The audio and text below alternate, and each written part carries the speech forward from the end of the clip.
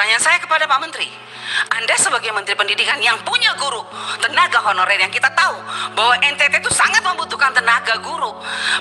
Persoalannya Pak Menteri kok diam aja ya? Nggak maaf Pak Menteri.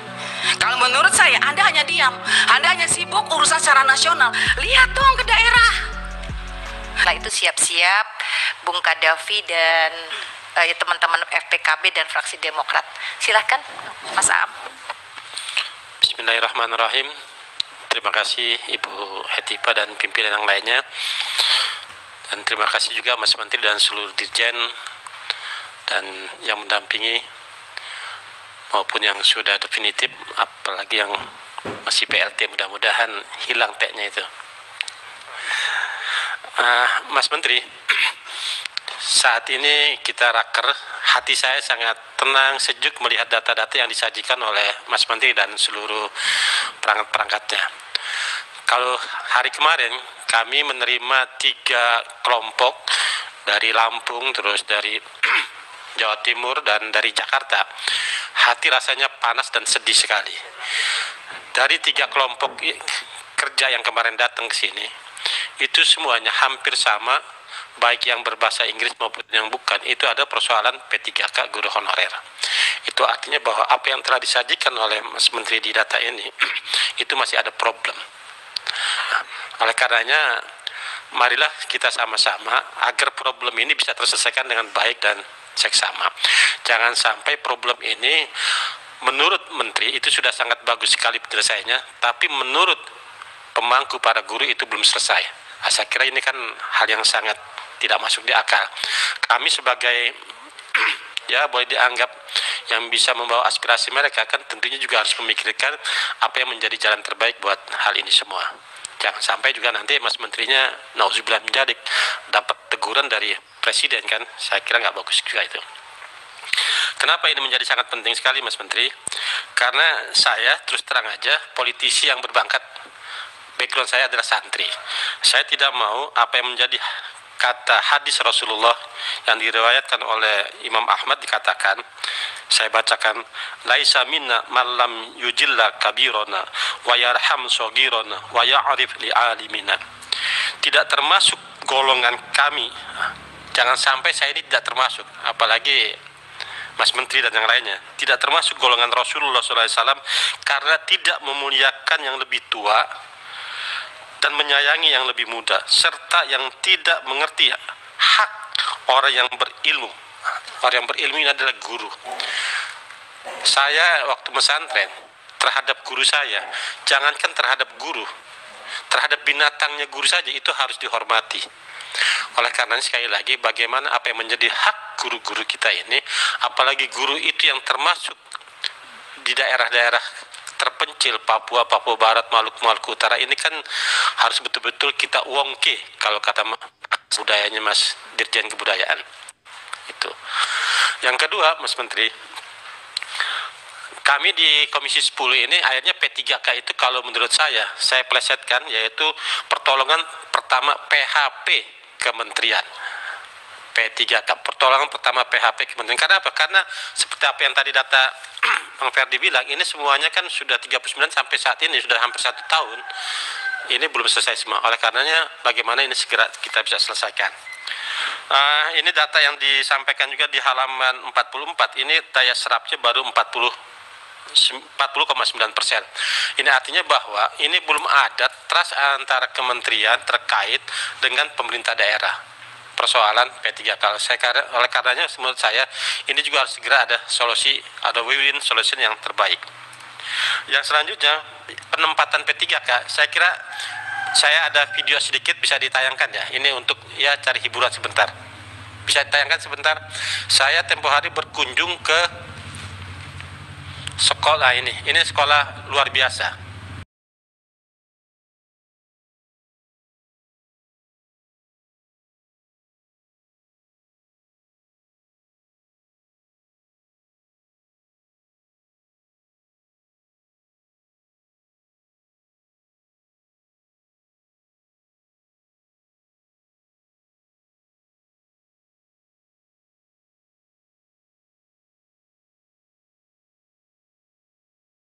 dan Pak Dirjen, ada harapan dari mereka bahwa penempatan guru P3K ini, khususnya yang sekolah SLB, itu tetap bisa mengajar di sekolah asal. Kenapa? Karena sekolah SLB ini, gurunya tidak hanya sebatas perlu pintar dan cerdas.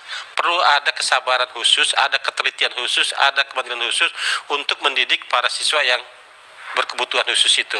Kalau gurunya dipindahkan, mereka harus mencari guru baru, ini sangat kesulitan. Nah, itu pesan dari mereka. Saat itu. Yang kedua, buat program PIP, karena sekolah SLB ini, itu kan usianya beda dengan sekolah biasa. Sekolah kelas 1 itu ada yang usianya sudah 13 tahun. Karena apa? Karena ya keterbatasan itu. Harapan dari mereka, program PIP pun ini untuk sekolah SLB itu ada pengecualian tidak harus standarisasi usia sama dengan sekolah yang umum. Nah, persoalan nanti rumusannya seperti apa, saya kira ini bisa kita rumuskan. Namanya juga kita yang bikin undang-undangan, bisa ada kebijakan khusus. Kenapa? Karena kalau sekolah SLB, Bu Pimpinan, usianya sama dengan sekolah yang lain, ini banyak sekali teman-teman anak-anak kita yang punya kebutuhan khusus ini yang usia 15 tahun baru masuk ke sekolah.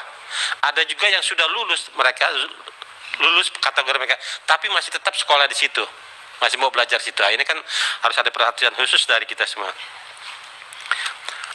Kasus yang terjadi di saya ini juga yang harus diselesaikan. Ada sekitar 4 orang dari Probolinggo, itu dari terpencil lagi. Beliau ditempatkan itu di daerah Jayawijaya, guru honorer P3 ditempatkan Jayawijaya. Ada yang juga di Halmahera Selatan, ada yang di Katsongan. Saya kira kalau jangankan guru honorer, TNI dan Polri saja itu kalau ditempatkan di Jayawijaya itu saya pasti mikir 2 kali itu. Bisa diare kena. Nah, yang selanjutnya tadi dari Pak Iwan, ini dana PAUD yang serapannya masih harus tahun depan. Saya kira ini karena ini juga momentum 2023 ada sudah mendekati politik, alangkah bijaknya nanti dari kementerian juga untuk daya serap yang lebih terukur dan bisa mengarah. Kebetulan tadi juga ada sekolah yang di SCB itu, fasilitas sekolahnya masih duduk seperti itu, Bu. Itu negeri tapi masih duduk seperti itu, masih sangat terbatas. Saya kira itu nanti daya serapnya juga bisa melibatkan teman-teman di Komisi 10 agar kita juga turun ke bawah itu, ya kalau kata orang Medan bisa nampang juga lah situ kan. Karena ini simbiosis mutualisme. Yang terakhir, Mas Wilmar, betul apa yang dikatakan Bung Karno, jas merah, dan ini juga seiring dengan apa yang menjadi fatwa Hadratus Syekh Hasyim Asy'ari, hubbul watun minal iman, bahwa besarnya bangsa kita ini juga bagaimana kita bisa menghargai cagar budaya yang ada, peninggalan-peninggalan sejarah. Oleh karenanya apa yang menjadi tadi Mas Wilmar bilang, bagaimana kita juga bisa merevitalisasi peninggalan sejarah yang ada, sekaligus kita juga bisa membangkitkan bahwa apa yang menjadi di hari ini, Hari Pahlawan, momentum itu bisa kita menjadi spirit buat kita semua, bahwa anak bangsa ini yang saat ini duduk di Komisi 10 dan jenengan yang di kementerian ini punya legasi yang baik untuk masa depannya, dan kita siap untuk berkolaborasi untuk itu. Terima kasih. Wallahul muwaffiq ila aqwamit thoriq. Wassalamualaikum warahmatullahi wabarakatuh. Waalaikumsalam. Selanjutnya Pak Kadafi. Baik, terima kasih pimpinan. Assalamualaikum warahmatullahi wabarakatuh. Selamat siang, salam sejahtera kepada kita semua. Om Swastiastu, Namo Buddhaya, salam kebajikan. Yang saya hormati pimpinan beserta seluruh anggota DPR RI Komisi 10. Yang saya banggakan Mas Menteri beserta seluruh jajarannya. Pada kesempatan yang berbahagia ini, saya ingin menyampaikan beberapa hal. Tentunya bukan mengulang apa yang disampaikan oleh teman-teman, tetapi memang ini menjadi suatu hal yang harus menjadi catatan kita bersama. Salah satunya adalah berkenaan dengan guru P3K. Kita berharap guru P3K ini memang bisa ada waktu yang jelas kapan kita bisa menyelesaikan semua permasalahan ini, karena kita ketahui bahwa tahun ini adalah tahun yang paling besar guru-guru yang akan pensiun. Tentunya guru-guru pensiun ini kita berharap tidak terjadi kekosongan proses pengajaran, Oleh karena itu, berkenaan dengan P3K ini harus bisa kita selesaikan dengan timeline yang jelas. Kemudian juga berkenaan dengan guru P3K yang tadinya kita lihat di data ini banyak sekali belum diusulkan untuk pengangkatannya oleh kepala daerah. Nah, ini menjadi catatan kita bersama, kenapa kepala daerah itu tidak mengusulkan formasinya. Apakah karena kekhawatiran pemerintah daerah berkenaan dengan pembiayaan terhadap guru P3K. Oleh karena itu, haruslah dilakukan koordinasi yang jelas, penyampaian yang jelas agar tidak ada lagi simpang siur berkenaan dengan tanggung jawab maupun juga tentang penggajian para guru P3K. Dan tiba waktunya kepada Ibu Anita Jakoba. Dan setelah itu bersiap-siap Pak Mustafa Kamal ya dari fraksi PKS. Silakan Ibu Anita. Terima kasih Ibu Pimpinan, Bapak dan Ibu Pimpinan Komisi 10 yang saya hormati, teman-teman Komisi 10 dan Bapak Menteri beserta jajaran. Yang pertama, saya bersyukur hari ini kita membicarakan hal yang penting sejak tadi pagi dan hari ini bertepatan dengan Hari Pahlawan. Hari Pahlawan Nasional ya, 10 November hari ini. Dan saya ingin kita juga mengingat bahwa pahlawan nasional itu masa lalu yang harus kita ingat. Tetapi ada juga yang harus kita perjuangkan saat ini adalah pahlawan-pahlawan tanpa tanda jasa. Guru-guru honorer yang sudah mengabdi belasan tahun di daerah-daerah terpencil, yang sampai hari ini masih menangis karena mereka tidak pernah merasakan keadilan dari pemerintah. Mereka yang sudah mengabdi di desa-desa, di pelosok-pelosok, yang harus menyeberang sungai, yang harus langgar kali, kalau orang NTT bilang, ya, yang kadang-kadang kalau banjir taruhan nyawa, tetapi sampai hari ini mereka tidak bisa masuk lolos P3K. Itu yang pertama. Saya minta perhatian Pak Menteri dan seluruh jajaran untuk guru-guru yang ada di pedalaman yang sudah mengabdi belasan tahun, Pak, bukan 1-2. Dan saya juga mau ngangkat di Hari Pahlawan ini. Saya ingin mengingatkan bahwa pahlawan-pahlawan tanpa tanda jasa yang ada di pedalaman-pedalaman itu sampai hari ini menuntut keadilan sosial bagi seluruh rakyat Indonesia, sila kelima Pancasila. Kenapa tidak pernah diberikan kepada mereka? Bukti, ada guru-guru yang baru 1 tahun, 2 tahun mengajar, lolos P3K. Mereka yang sudah belasan tahun tidak pernah lolos dengan berbagai macam alasan. Oleh sebab itu saya minta Pak Menteri, mari kita coba ingat ini. Bagaimana justru mereka ini yang sudah belasan tahun ini, yang tidak pernah diperhitungkan oleh negara ini, justru mereka itu yang harusnya mendapat prioritas untuk diangkat. Apapun alasannya, kalau menurut saya, mereka sudah tidak pantas lagi diukur dengan apapun karena terlalu mulia hati mereka, Pak. Mereka tidak pernah berhitung-hitung dengan gaji. Tapi ketika ada P3K yang ditawarkan oleh pemerintah 1 juta, kenapa sampai hari ini mereka tidak pernah lolos? Sangat menyedihkan, Pak Menteri. Yang kedua, seperti kami daerah 3T, bahkan semua daerah 3T, khususnya NTT, kami ini kenyataannya tuh Pak, betul-betul kekurangan guru. Kurang guru kami. Tetapi kami kenapa dibatasi? Kenapa banyak sekali yang tidak lolos? Ada formasi dari kepala daerah, tapi yang datang, saya sudah kemarin reses ke beberapa kabupaten, kepala daerah mengatakan kami mintanya lain, formasinya lain, diberikan oleh pusat lain, Bu Anita. Contoh, di Timur Tengah Selatan, banyak sekali mayoritas kami Kristen, Pak. Formasinya guru Kristen, tapi yang dikasih guru agama Islam. Akhirnya guru itu tidak diberi jam pelajaran, 0 pelajaran, tidak dibayar. Tetapi dana daunya sudah dihitung masuk ke APBD. Akhirnya anggaran itu saya tanya, dipakai untuk apa Pak Bupati?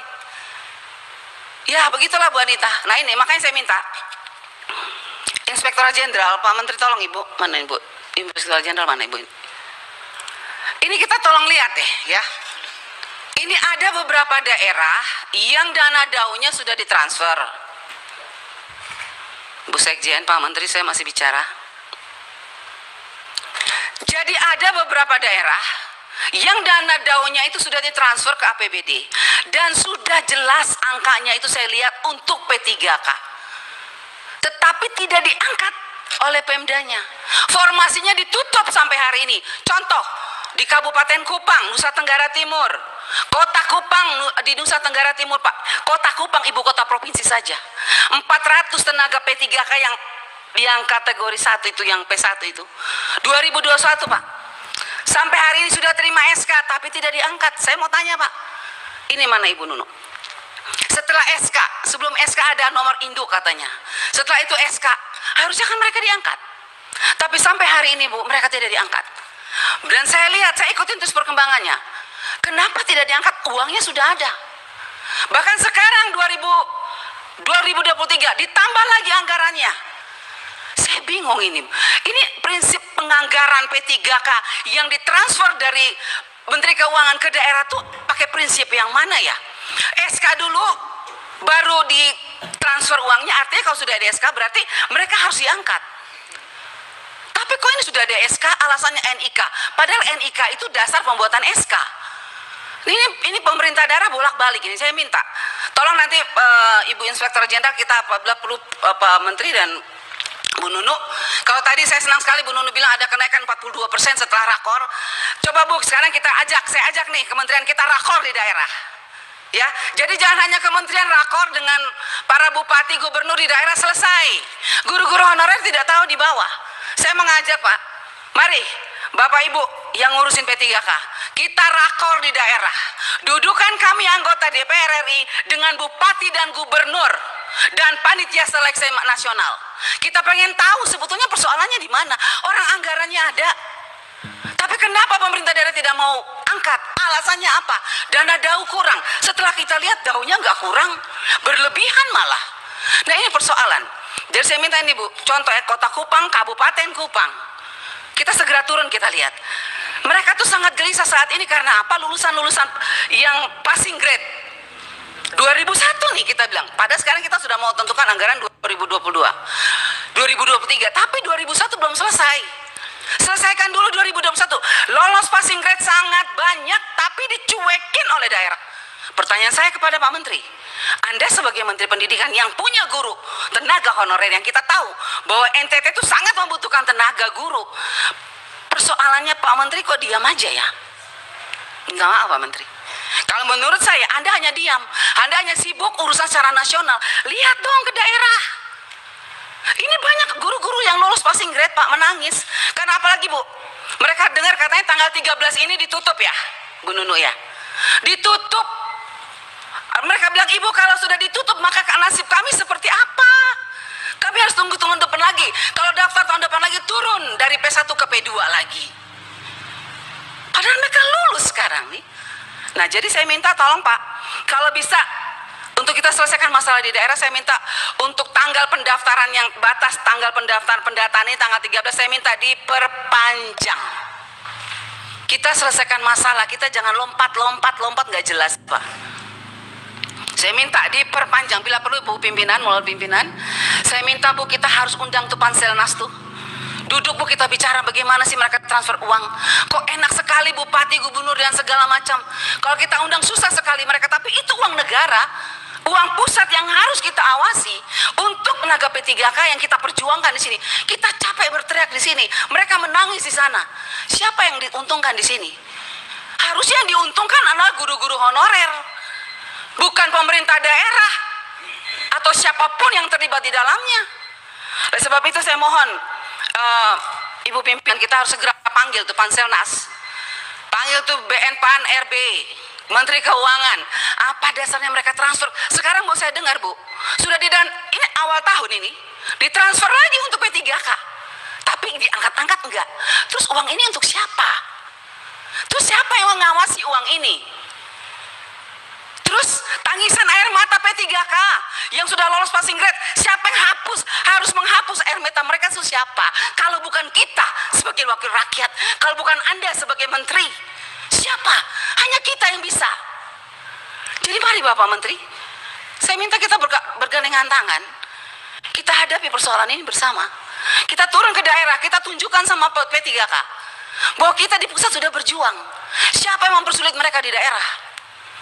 Kalau memang bupati mengatakan dana daunnya kurang, suruh mereka buka. Berapa kebutuhan mereka setiap tahun? Ada tambahan atau tidak? Kalau ada tambahan ya itu untuk P3K. Apalagi sekarang P3K untuk 2023 dananya dikunci. Walaupun kuncinya terlambat. Karena 2021 itu tidak terkunci. Ini penting Bapak Ibu. Jadi sebetulnya yang kita ngomong dari tadi ini persoalan sudah ada Bu. Uangnya sudah ada di daerah. Cuman persoalannya kepala daerah tidak mau angkat. Alasannya dana daun kurang. Coba hitung, saya sudah hitung. Kota Kupang ada kelebihan, Kabupaten Kupang ada kelebihan, tapi bupatinya tidak mau. Nah ini, jadi saya bilang kita harus sama-sama. Dan saya minta Pak Menteri menjadi fokus Pak Menteri untuk menyelesaikan ini. Supaya Bapak juga jangan terlalu beban bahwa memang kesalahan bukan hanya pada pusat.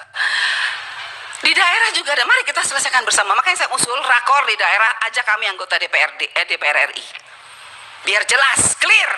Bila perlu dudukin itu DPR provinsi, DPRD kabupaten, supaya mereka tahu ini uang APBN yang berubah jadi APBD yang tidak bisa mereka pakai seenaknya, khusus untuk P3K.